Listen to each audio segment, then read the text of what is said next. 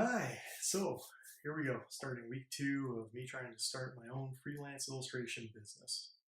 And this is what I've been working on this week. Basically, 5 things that I think are going to be helpful for you, and they're definitely helpful for me. So, starting first with forming an LLC. So, what that's going to allow me to do is to put myself under limited liability, and if I were to do something horrible with my illustration work or sign off on being that will do something that actually won't, um, I won't get sued as in losing all my personal finances. Now, we have to set it up right in order for that to have that kind of protection, but it also helped me a lot with taxes and things like that. So I highly suggest going out, getting an LLC. I'm going to have my financial planner help me with that. He has experience with that. And he's also going to be assisting with figuring out how I should do cash flow. If you don't have a financial planner, they're not hard to get. You can just go to Raymond James or something like that. I go through a local company, Waddle and Reed. Um, they've had some really great people there that have been willing to work with my wife and I, figuring out how we want to do planning for our family. Now he's going to help me with planning for my business, and so that's great. Um, the second thing you definitely need to do is have a website. Now, building your own website can seem very scary and everything, but it's really a lot more simple than what you think. And I'm using Wix.com. I'm not by any means being paid to say that or anything. It's just the one that I decided to go with, and it's pretty simple. It works pretty well. Um, right now, of course, as I'm trying to get that website up and running, as you can kind of see here, I'm not sure if it's very clear in the image, but I have the under construction up right at the moment. As I'm building up who my contacts, or my clients, I should say, are, and trying to get that fleshed out. So when people come and look for coldog.com, they're going to be able to see, okay, well, here's who he's done work for, here's his history, this is the kind of person he is. And I want to have that look professional. Well, more professional, so that people will actually take me seriously when I say this is how much I charge. so, so number 2, website. Um, Third is I've got myself set up on Upworks. Upworks is pretty simple, straightforward type of program or website. But there are a few things that I would suggest doing within Upworks. One is get your gallery up, and make sure you have all the information about yourself up there. Get a photo of you up that's quality. Get your best work up front, even if you have to prep it so that it works for Upworks better. Um, just so that when people look at your profile, they can immediately see, like, okay, this is the stuff they do. Because I've looked at a couple of guys out there, and they say they do a few things. They might have a couple of samples up or nothing at all. And I have a hard time believing those guys are getting a lot of work over the people that are actually saying, this is what I've done, these are my experiences, here's some of my work, and providing that. There's even a video feature for Upworks where you can kind of talk about yourself, I guess, and maybe even make a stream of, like, here's the work I've done or something. I'm going to try and do that now that I'm actually working on making videos. So um, we'll see how that all goes. But one thing that I would like to add to the whole Upworks thing that I think has been helpful for me in at least being quicker with presenting things is that I've made a few folders on my computer dedicated to when somebody's asking for examples or sample work of taking a raster image and making it into a vector. I've done that for a couple of clients, and so I can actually put that together and send those out rapidly, so they can be like, okay, this is the stuff he's done. These are things he's already changed over to vector from raster. We know that he knows how to do this stuff. Or if they're looking for that instruction manual type of illustration, I already have that put together with some of the work I've done for Rubbermaid and Hamilton Beach and Whirlpool, and I presented it in a more like easy to read method, where here's all the illustrations, like here's a big illustration of the actual product itself that I've drawn, and then followed by all the steps that I've done for this image. or for this product. I think that's going to be able to show more clearly what my capabilities are with that too. And then whatever else, whatever you do, whether it's tech writing, whether it's websites, I suggest that you kind of prep a few different folders on your computer just so that you can rapidly send out those images or that information. Saves you time and effort and makes you look professional when you take the time to actually set something up. Number 4 is I'm working on getting meetings. And the thing I've been using the most to help me with that is actually information from my local library. I've been using this book, How to Get a Meeting with Anyone by Stu Heinecke, which I'm going to have to return very soon. So if you're in the Zeeland area, this will be going back to Zeeland Library here probably tomorrow. But anyway, Stu Heinecke is a Washington Post illustrator.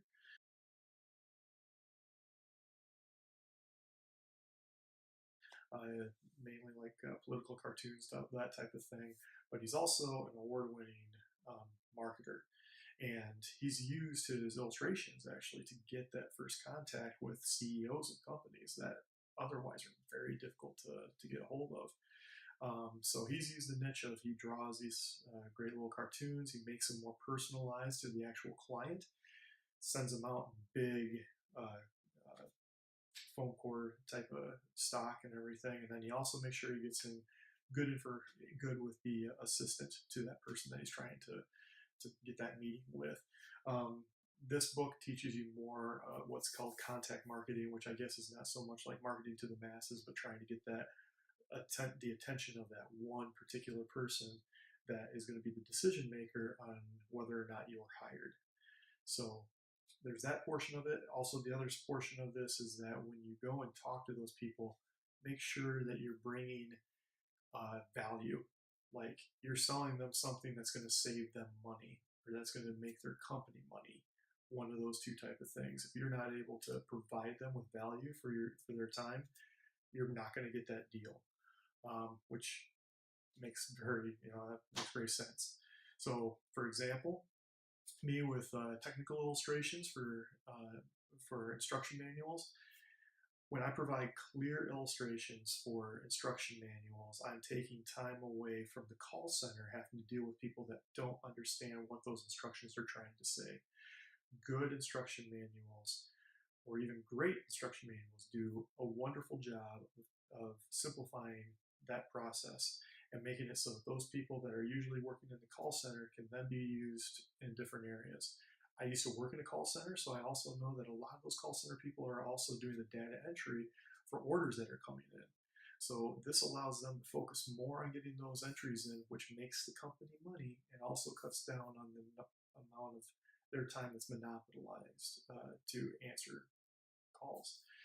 So when I can bring that kind of value in and show them that, hey, this is actually a savings to you to hire me to do good work for you, that perks their ears a lot more than I like to draw. So, and then the 5th thing is that I've been going out and trying to find other information out there. There's mixers out there.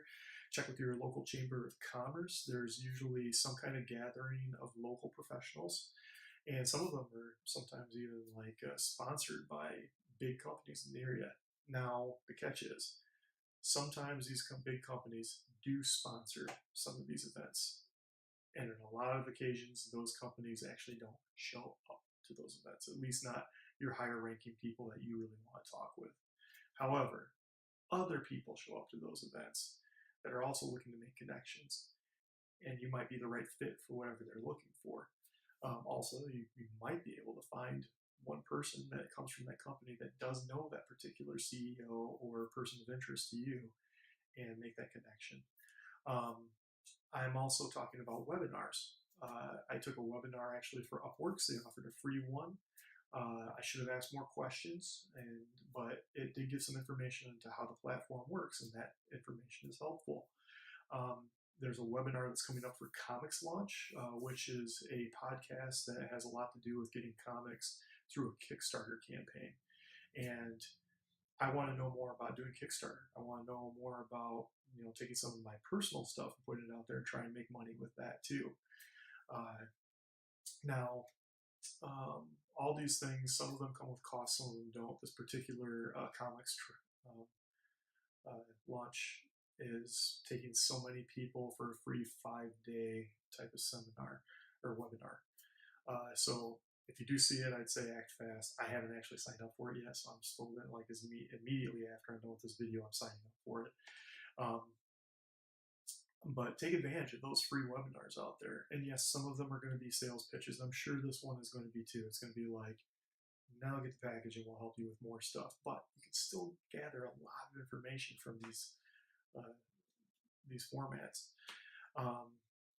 Also, I'm working on some personal things. I'm actually going to be gone, not next week, but the week after next week. So the last week in April of 2019, in case somebody watches this way later. I'm a big disc golfer. I'm going down to the Glass Blown Open. It'll be my 4th time. It'll be my first time without my wife.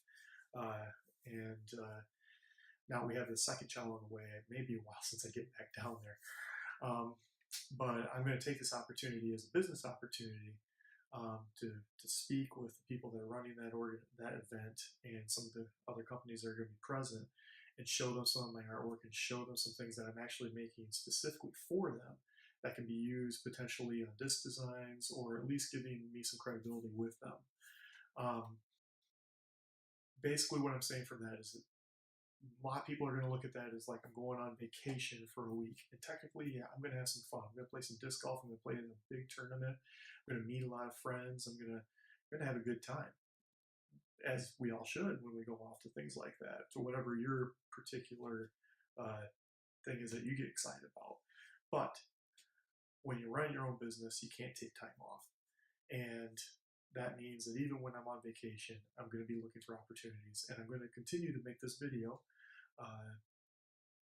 during that week as well, so that I can show you, okay, yeah, I'm not home, but these are the things that I'm doing to still move this forward. Because who starts a business and 3 weeks later goes on vacation and doesn't use any of that time to continue the business? Because if I step out of it, I feel like I'm just not going to keep going. So with that said, I'm going to be working on some new designs here. I've got a couple that are already done, and come that week, I'm going to show you a few of those and what I'm going to plan on doing with those. Other than that, the next week, I'm going to start sharing some of my proposals that I've been writing on Upworks, and see what you think about how I'm doing some of the proposals, and also see what other YouTubers think, as I'm going to be copying some of their methods, and I'll try and keep their links in there as well. And I'm also going to post next week, or I should say repost, my brush inking tutorial that I did years and years ago. It was my most popular video when I did a video, which was 115,000 views. And I took it down because it had background music to it that I didn't own a copyright to and such. So I couldn't monetize it. And I'm trying to, if I can monetize this video, make some money doing that as well, hey, I'm just trying to do whatever I can provide. And so it might be something you're interested in doing. Maybe you got some videos of yourself doing some stuff out there. Maybe you've always wanted to have a video. Like, this is not the first thing I ever chose, was trying to do a, hey, follow me as I build a company, trust me. But it allows me to keep myself accountable. You guys keep me accountable. I was ecstatic that I had over 100 views on the first day, and I did not expect that. Now, it died off pretty quickly after that, but that was cool with me. And yeah, that's nothing in YouTube terms, but it's a start. Everyone starts somewhere, right? And so when I put out that video anyway of my brush inking tutorial, I used to get tons and tons of questions about what brushes I'm using, what inks I'm using, what paper I'm using, how I printed the stuff out. And I'm going to put all that information right below it. But I'm also going to try and contact Blix Art Supplies. They, in my opinion, have the cheapest prices for all the equipment that I buy, online at least. And that stuff is going to be put out there. I'm going to see if I can maybe get an affiliate program with them, where, like, if you decide to purchase that, or somebody who's doing that, if it interests them, they purchase it through that site. Maybe I'll make 10% of that sale. It doesn't hurt them at all. It already gives them exactly the information they want. They can go right to that site and buy the particular item I'm talking about. I get a little kickback for throwing something Blick's way. And yeah, I'm going to try that with everything. Like even this book here, even though I got this from my local library, and I suggest that's where you start. If you can get these, I gotta make sure I'm holding this up high enough so they actually see it. But if you can get this at your local library and you can read it within that almost month period of time that most libraries will let you like recheck something out for, then do it. But use your local libraries. Lots of information and lots of free information and lots of contact information. And I'll go over that some more as I keep doing this, because every month I'm going to be getting a book out. If it's worth getting, I'm going to try and put it up there and say, hey, like this particular book, I think it's worth purchasing. Honestly, there's a lot of information in it that's great. And I'm probably going to have to purchase it because I haven't finished the last like 50 pages of it. And I really need to get through those because it's getting kind of where he's actually showing you how to get, what the process is. So anyway, I will put links on, where you can buy those on Amazon, stuff like that. That helps out. I see a lot of people doing Audible. I don't know if that's anything I can get into. Won't know until I try. But anyway, just happy to get the second video out and be somewhat consistent with this idea. Hopefully, you guys are getting something from this. And if there's anything that you feel that I missed or that I should re-suggest in a different way, please hit me up in the comments section and pass it along. If you're curious about how this whole thing's going to look in a couple weeks, and a couple months, and a year from now, I suggest you subscribe. It's even a hard word for me to say, other than just even ask that. And hopefully, I will give you enough content to keep you perked and to make you be like, okay, this is worth my time. And that's what I want to be. I want to be worth your time. So have a good one, and I will see you next week.